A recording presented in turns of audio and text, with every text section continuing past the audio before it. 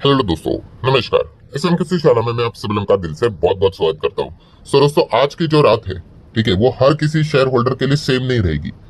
एक particular share holder ऐसे हैं जिनके लिए आज की रात काफी यहाँ पे हम लोग को इंटरेस्टिंग रहते हुए देखने को मिलने वाली है। मतलब क्या है, तो ऑब्वियसली आज 25 तारीख है और कल के दिन की अगर बात कर ले तो कल है 26 जून।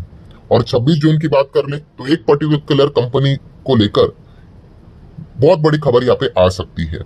ठीक है, एंड ये खबर आएगी इतना तो पक्का है क्योंकि खुद कंपनी ने ही इन्फॉर्म करके बताया था अपने शेयर होल्डर को, एक्सचेंज को, कि 26 तारीख को ये हम लोग करने जा रहे हैं। सो किसकी बात हो रही है दोस्तों?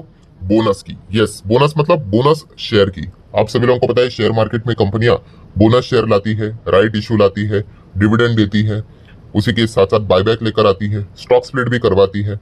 ठीक है, सो बोनस शेयर की अगर हम लोग यहाँ पे बात कर ले दोस्तों, तो इससे रिलेटेड फैसला एक कंपनी कल मतलब 26 तारीख को लेने यहाँ पे जा रही है। एंड ये तो बैक टू बैक हम यहाँ पे कह सकते हैं दोस्तों, इस कंपनी के जो शेयर होल्डर है उनके लिए कमाल की खबर हो सकती है अगर बोनस दिया तो।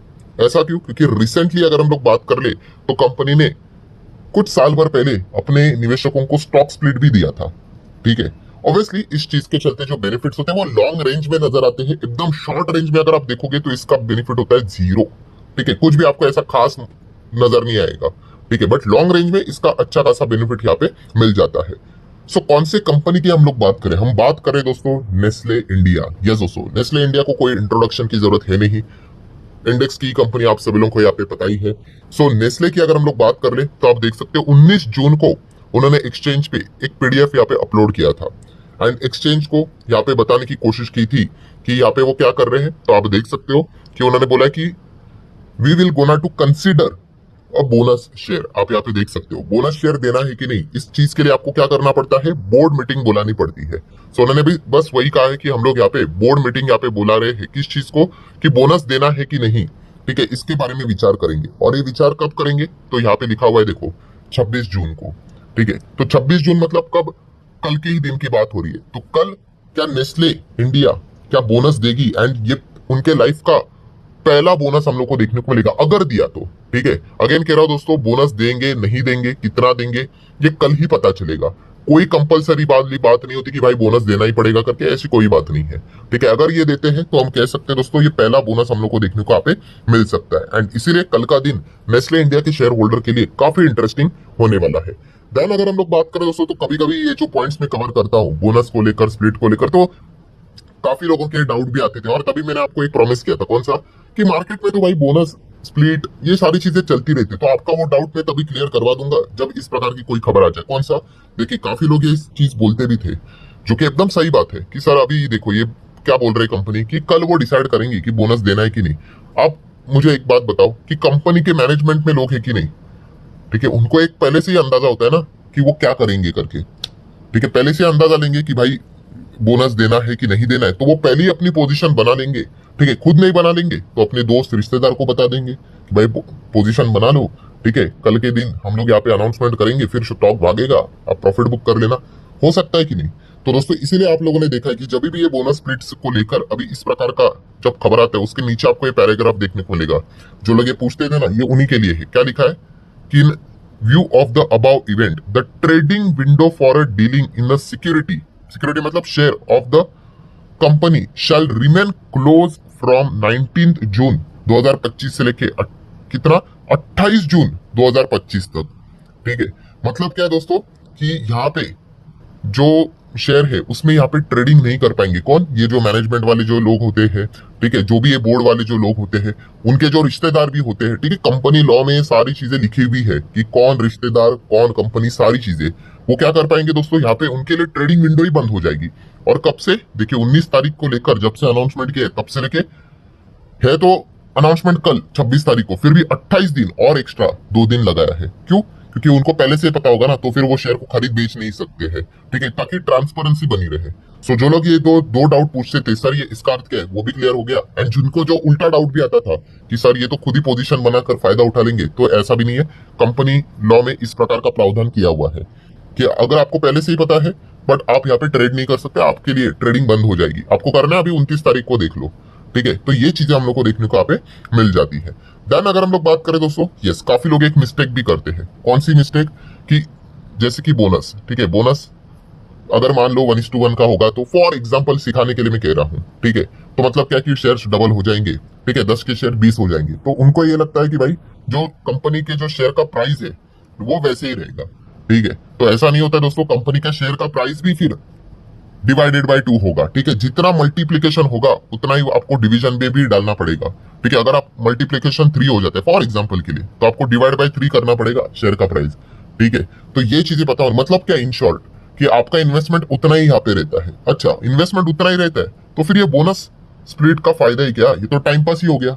मेरा इन्वेस्टमेंट 1 लाख का है, ठीक है, मान लो ऐसे ही बोलता हूँ, रफली 10 शेयर है मेरे पास, वो 20 हो जाएंगे, फिर भी मेरा इन्वेस्टमेंट 1 लाख ही रहेगा, क्योंकि शेयर का प्राइस भी आधा हो जाएगा। तो फिर फायदा क्या, जैसे मैंने आपको बोला ना, इसका फायदा आपको लॉन्ग रेंज में मिलता है, ठीक है। एकदम आप सोचोगे कि अभी जाके मैं खरीद लूं, डबल हो जाए और बेच दूं तो फायदा होगा, नहीं, कुछ भी फायदा नहीं होगा।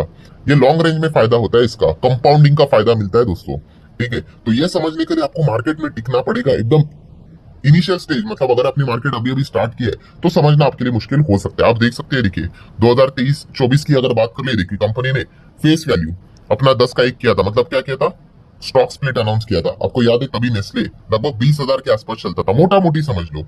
और यहाँ पे कितना हो गया, 10 शेयर हो गए, जिनके पास यहाँ पे 10 शेयर थे उनके 100 हो गए, बट शेयर का प्राइस क्या हो गया, डिवाइड बाय 10 भी यहाँ पे हो गया। तो कितना हो गया दोस्तों, शेयर का प्राइस अभी आपको 2000 के आसपास देखने को मिल जाता है, ठीक है। अभी ये कल कितना बोनस देंगे नहीं देंगे वो देखने वाली बात यहाँ पे जरूर होगी। देन अगर हम लोग बात करें एक और इंटरेस्टिंग फैक्टर कि मार्केट का रिएक्शन कैसे रहेगा, मार्केट के रिएक्शन मिक्स भी हो सकते हैं, अच्छा भी और बुरा भी। अब ऐसा कैसे, देखिए अगर बोनस का अनाउंसमेंट होता है यूजुअली अच्छी बात है, ठीक है, पॉजिटिव बात है, चलो फाइन, ठीक है। बट अगर हम लोग यहाँ पे बात करें दोस्तों, तो कभी कभी बोनस के बाद शेयर हम लोगों को गिरते भी देखने को मिल जाते हैं, ऐसा क्यों। तो दोस्तों इंपॉर्टेंट चीज होती है फिर बोनस का रेशो क्या है, ठीक है। अगर रेशो बहुत सिंपल रहा, 1 के बदले 2 शेयर, 1 के बदले 3 शेयर, 1 के बदले 4 शेयर फॉर एग्जाम्पल, तो मार्केट काफी खुश हो जाते हैं, कोई कॉम्प्लेक्स नहीं, कुछ नहीं, एक्स्ट्रा खरीदो बेचो कुछ नहीं। बट अगर रेशो कॉम्प्लेक्स रहा कि 2 के बदले 1 मिलेगा, 4 के बदले 1 मिलेगा, तो फिर बाजार एकदम कंफ्यूज हो जाता है। मतलब मान लो अगर ऐसा बोलेंगे 4 के बदले 1, तो फिर 3 वाले बोलेंगे हम क्या करें फिर, ठीक है। फिर वो मार्केट उसको लेकर नेगेटिव थोड़ा बहुत रिएक्ट करता है, ठीक है। तो ये सारी चीजें आपको जरूर देखने को आप मिल सकती है, तो इनको आप लोग नोट करके चल सकते हो। तो इसलिए कल के दिन नेस्ले इंडिया ये कंपनी जबरदस्त फोकस में रहेगी। बात रही बिजनेस की, तो कोई अलग से बताने की जरूरत नहीं है, इनके प्रोडक्ट्स तो आपने भी कंज्यूम किए होंगे।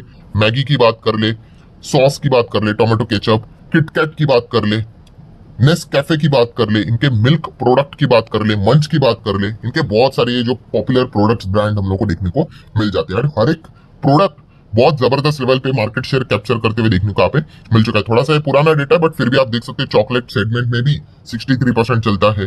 देन उसी के साथ साथ अगर आप यहाँ पे मिल्क सेगमेंट की अगर हम लोग बात करें, मिल्क मेड की बात करें, तो 70% के आसपास मार्केट शेयर देखने को मिल जाता है।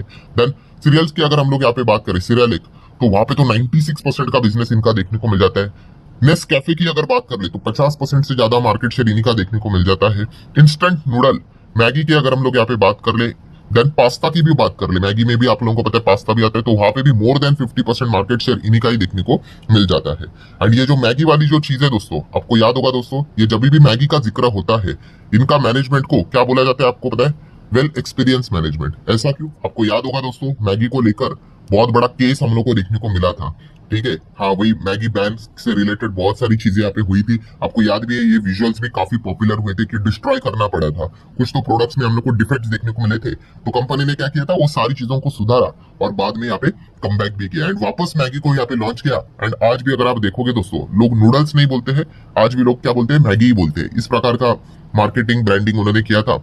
एंड हाल ही में कंपनी के जो एमडी है मिस्टर सुरेश नारायण जी की बात करें, तो उन्होंने भी बताया कि जो मैगी का क्राइसिस था, ये इनके लाइफ का सबसे बड़ा चैलेंजिंग क्राइसिस था, ठीक है। बिजनेस करते तो दिक्कतें यहाँ पे आती है, बट इसको फेस करके उन्होंने वापस कंपनी को कमबैक करवाया। एंड अभी आप देख सकते हैं इंडेक्स में भी ये कंपनी हम लोग को देखने को मिल जाती है। बाकी बैलेंस शीट की बात कर ले तो कंपनी के रिजर्व्स देख सकते हो दोस्तों, 3,900 करोड़ की रिजर्व, पहले 3200 के थे, अभी 3,900 के हो गए। लॉन्ग टर्म बोरिंग, इतने बड़ी कंपनी है, केवल 22 करोड़ के आसपास का कर्ज है। Short term borrowing 750 crore, 725 crore के आसपास का कर्ज है, साल भर के अंदर अंदर सेटल करना होता है।